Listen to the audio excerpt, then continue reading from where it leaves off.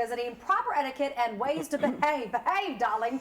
Here are some do's and don'ts of etiquette. Is not Austin Powers, but Maven is Sheila Keys. How are you doing? Very well, thank you. And how are you? Although we love behave, darling. Yes, better be. He didn't behave very well, Austin Powers. No, not at all. Not at all. He needed a few etiquette lessons. He needs some manscaping too. Absolutely. But that's another story. Okay, etiquette is something that I think, people are lacking, especially, because of all the texting and tweeting. We're kind of forgetting proper manners. And the first thing is, when people are running late, is it okay to text or is it better to call?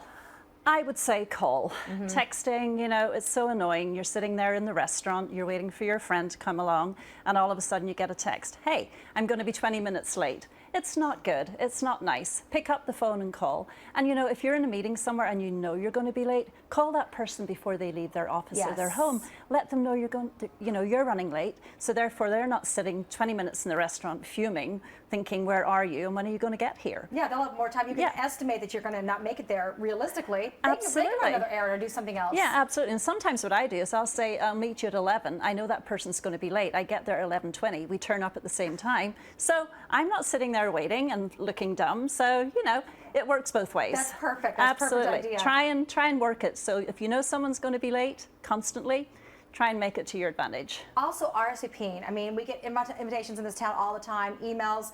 People think they have to RSVP if they want to go, but you should RSVP regardless if you're not going to make it or if you are. Absolutely. You should always RSVP. It's always for planning purposes. Yeah. Say you're having a dinner party and you're inviting 20 friends over and only 12 RSVP.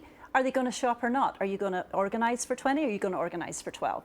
Always RSVP. And sometimes you'll get a really fancy one. You've got the little card. It's already got a stamp on the envelope. I know, they make it so Stick easy. it in the mail. It'll take 5 minutes to do. And then the host knows who's coming and who's not going to show up. And, being a bridesmaid 12 times. All the brides are just like, please, I made it so simple. Pop it in the mail because it's a price per head. They have to know if you're bringing a date, if you're coming. It's so simple. Yeah. And even these big casino parties or big restaurants, even if it's a corporation, they still need to plan. They still need to know for planning purposes. Yeah. And it's rude not to respond. Now, sometimes life will throw us a curveball. Maybe you'll say you're going to show up and 5 minutes before you walk out the door, you get sick, something happens, a family matter, and you can't show. So, you're not going to get there on time. Send a bunch of flowers. Send something nice.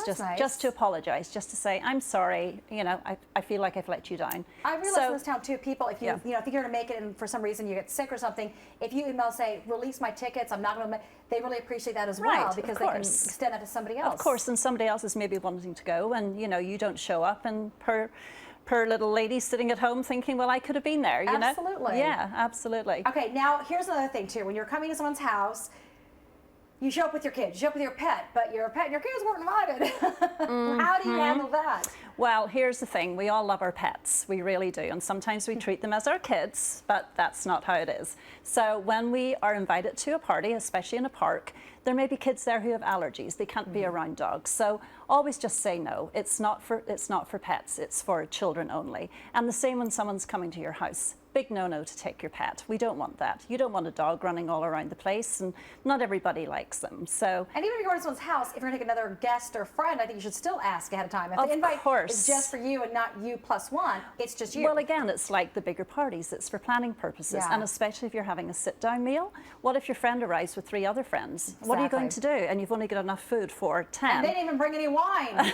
I mean, then it's like you're out, right? Absolutely, most definitely, yes. So no, if it says you're invited and it doesn't say bring a friend, you don't bring a friend or 3 friends. Perfect. Leave it at that. I love it. Thank you so much. You're most welcome. Simple manners go a long way. Absolutely. And an old-fashioned thank you note means so much. Monica and I love it. So her son always writes them. I love it. All right. Appreciate it. Thanks so much, Anne. Monica, over to you. All right. Yeah, that wedding thing, I remember my sister